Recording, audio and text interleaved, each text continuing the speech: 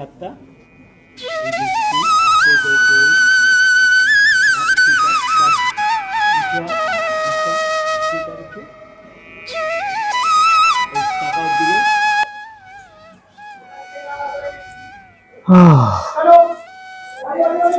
তোমার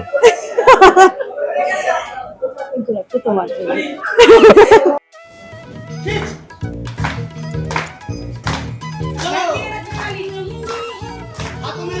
कायनात में नहीं है कभी तारीफ ये भी तो सच है कुछ भी नहीं।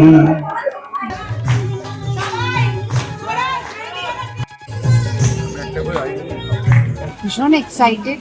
ঝিনুক একমাত্র মানে আদরের সব থেকে আর কি পরিবারের সব থেকে আদরের সদস্যের বিয়ে আজকে সম্রাটের সঙ্গে। পল্লবী তো ভীষণ এক্সাইটেড, কারণ পল্লবী সব থেকে বেশি খুশি। ও নিজের লাইফে যাই হয়ে যাক না কেন, কিন্তু ঝিনুক যাতে ভালো থাকে ওর লাইফে, সেটা তো ও সবসময় চায়। ঝিনুকের মধ্যে ওই একটা একটা বললো না বাবলি বাবলি ব্যাপার আছে, তারপরে যেটা বলে একদম স্ট্রেট কাট বলে, এবং ওর মানে এই পরিবার, ওর পরিবারের যেভাবে মানুষ হয়েছে সেইটা সব থেকে বেশি ইম্পর্টেন্ট ছিল সম্রাটের কাছে। কিভাবে সে তার ছোটবেলা থেকে কিভাবে সে মানুষ হয়েছে, এবং সেটা ভালো লেগেছে, তার কথা ভালো লেগেছে, সেই কারণেই সম্রাট অলরেডি বিয়ের প্রস্তাব দিয়ে দিয়েছে। সম্রাট খুব কেয়ারিং, খুব নোটিস করে ছোট ছোট জিনিসগুলো, কার কি প্রয়োজন সেগুলো বোঝে, খুব আন্ডারস্ট্যান্ডিং, আর ঝিনুককে খুব প্যাম্পার করে। এটা কার না ভালো লাগে।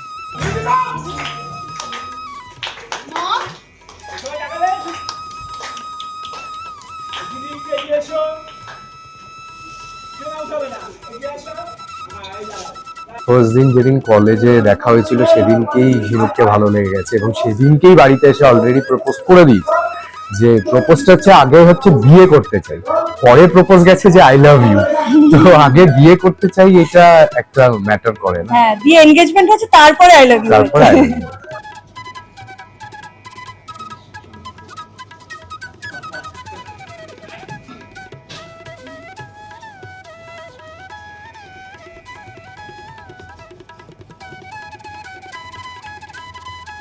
সম্রাট বউকে সাজাতে ভালোবাসে, নিজে সাজে না, হ্যাঁ, বউকে সাজাতে। কারণ কালোটা হচ্ছে সম্রাটের ফেভারিট কালার।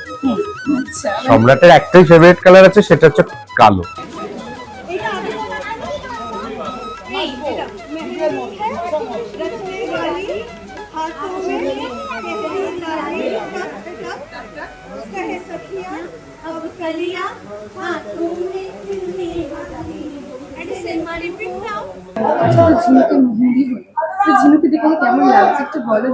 খুব সুন্দর লাগছে দেখে, খুবই সুন্দর লাগছে, কারণ এত সুন্দর সেজেছে, মাথায় ফুল এবং শাড়িটাও খুব সুন্দর কালার, সবকিছু মিলিয়ে মিশিয়ে একটা অন্যরকম ব্যাপার।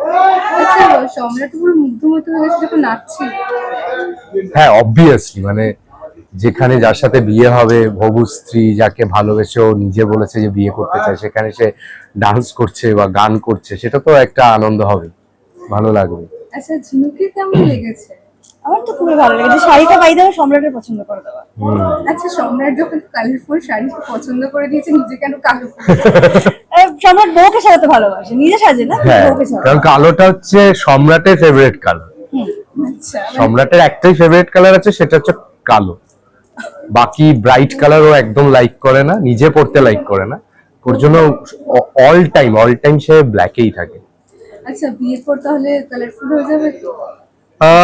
বিয়ের পর, হ্যাঁ, বিয়ের পর কি হবে সেটা আমরাও এখনো জানি না, exactly. তবে বিয়ের পর হয়তো আই থিঙ্ক হয়তো ইন্টারেস্টিং অনেক কিছু থাকবে, সেটা তো দেখতে হবে, সেটা অবশ্যই দেখতে হবে। আচ্ছা, ঝিনুকের মায়ের তো বেশি টেনশন, পল্লবীর মতন যাতে না, এটা কি ঝিনুকের টেনশন হচ্ছে কোনোভাবে? না, ঝিনুক অত ভাবে না, ঝিনুক খুব মানে নিজের মতো থাকে, খুব বাবলি আর কি, মানে প্রেজেন্টে থাকে, ও অত ভাবে না। She is happy, she is excited. সম্রাটের মধ্যে এমন কি দেখলো যাতে একদম পুরো না বিয়ে পিড়িতেই বসবে ছেলে? কারণ সম্রাট তো ফার্স্ট দিন যেদিন কলেজে দেখা হয়েছিল সেদিনকেই ঝিনুককে ভালো লেগে গেছে, এবং সেদিনকেই বাড়িতে এসে অলরেডি প্রপোজ করে দিয়েছে।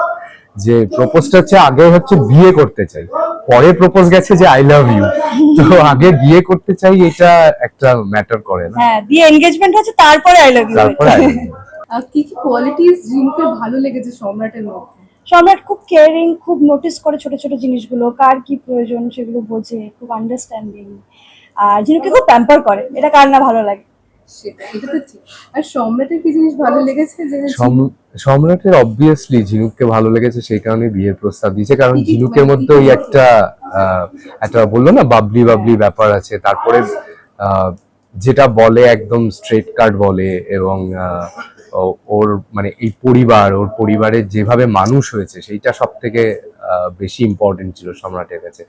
কিভাবে সে তার ছোটবেলা থেকে কিভাবে সে মানুষ হয়েছে, এবং সেটা ভালো লেগেছে, তার কথা ভালো লেগেছে, সেই কারণেই সম্রাট অলরেডি বিয়ের প্রস্তাব দিয়ে দিয়েছে। আচ্ছা, সম্রাটের মনে হয় না কোনোদিন এত বড় একটা বড় ফ্যামিলি ঝিনুকে অ্যাপ্রুভাল কি পাবে?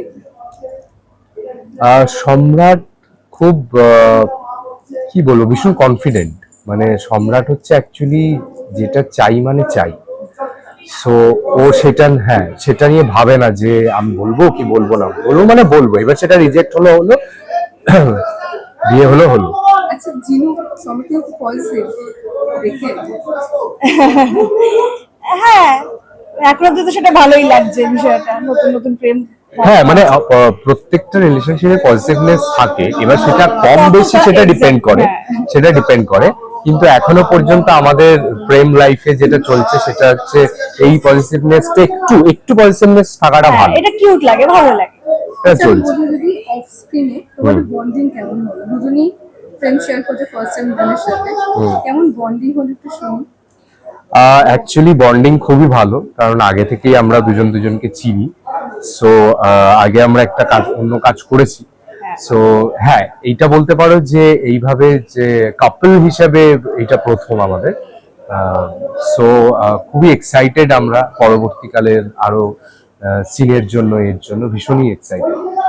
আচ্ছা, ধ্রুবদার খুব মজার মানুষ অ্যাকচুয়ালি, দেখেছি এগুলি করে না লেগ পুলিং ওইভাবে হ্যাঁ করি, মানে আমার কি বলতো ওইভাবে ভেবে চিন্তে রুম থেকে বেরিয়ে গেল হ্যাঁ। কথা। এবার নর্মালি আমি ভীষণ কুল থাকার চেষ্টা করি থাকি, তো নর্মালি মজা করতে ভালোবাসি। আমার আবার একটু হ্যাঁ এখন মজা করছি মানে মজা করছি, সবসময় যে আমাকে সেই মজাটা মেনটেন করে যেতে হবে তার কোনো মানে নেই, সেটা মুডের উপর ডিপেন্ড করে। আচ্ছা, দুজনের হাতে গোলাপ আছে, ঠিক আছে, এবার এটা বলতে হবে যে গোলাপটা তোমারই জন্য, আমার ভালোবাসা মানুষের জন্য। একটা হচ্ছে সাপোর্টিং ওয়েতে, ডিসগাস্টিং ওয়েতে, অ্যাংরি ওয়েতে, ফ্লার্টি ওয়েতে, চারটে ওয়ে ভাবনায়। হ্যাঁ না ফার্স্ট আর চারটে বলো। Supportive way, angry way, disgusting way and flirty way. Okay, এই গোলাপটা তোমার জন্য।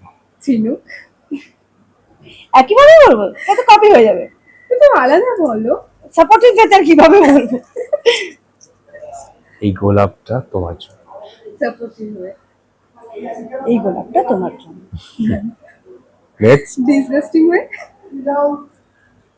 এই গোলাপটা তোমার জন্য। এই গোলাপটা তোমার জন্য। অ্যাংরি ওয়ে, নাও গোলাপটা তোমার।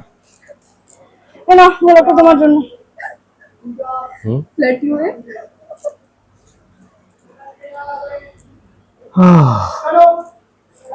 গোলাপটা তোমার। এই গোলাপটা তোমার জন্য। আচ্ছা, লাস্টে ধ্রুব একটা গান করে একটু শোনাও, যে দেখে কেমন লাগছে, সেটা যদি কোনো গান মাথায় আসে। গান মাথায় আসছে বলতে तुमको पाया है तो जैसे खोया हूँ, कहना चाहूँ भी तो तुमसे क्या कहूँ, मुझे जुबान भी ये लफ्ज ही नहीं, ये दिल में हो जो बता सकूं, मैं अगर कहूँ तुम सा हंसी कायनात में नहीं है कभी, तारीफ ये भी तो सच है कुछ भी नहीं। বাহ, thank you so much. Thank you, thank you. দর্শকদের জন্য কি বলবো? দর্শক জন্য এটাই বলবো যে আপনাদের জন্য বিভিন্ন ইন্টারেস্টিং স্টোরি আসছে সামনে, যেটা আমরা বলতে পারি যে এবার থেকে কমলা নিবাসের আসল দিকটা শুরু হতে চলেছে। সো আমরা আশা করবো আপনাদের ভালোবাসা অবশ্যই থাকবে আমাদের সাথে, এবং অবশ্যই টিভিতে কিন্তু দেখবেন, অবশ্যই টিভিতে দেখবেন কমলা নিবাস। এবং সোম থেকে রবি সন্ধ্যে 6:30 শুধুমাত্র, জি বাংলা। অবশ্যই দেখবেন। দিদি মানে মেজো দিদি হিসেবে কি মনে হচ্ছে যে সম্রাট ওর জন্য ভালো হবে ঝিনুকের জন্য?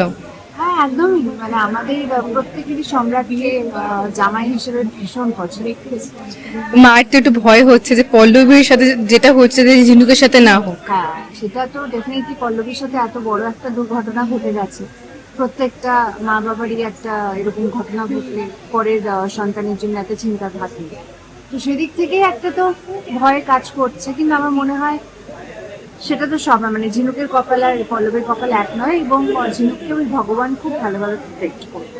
কেমন লাগছে ঝিনুককে আজকে? ভীষণ সুন্দর লাগছে, আমরা সবাই এত হই হই করছি, সবাই প্রত্যেকে এত সেজেছি, আনন্দ করছি, ভীষণ ভালো লাগছে।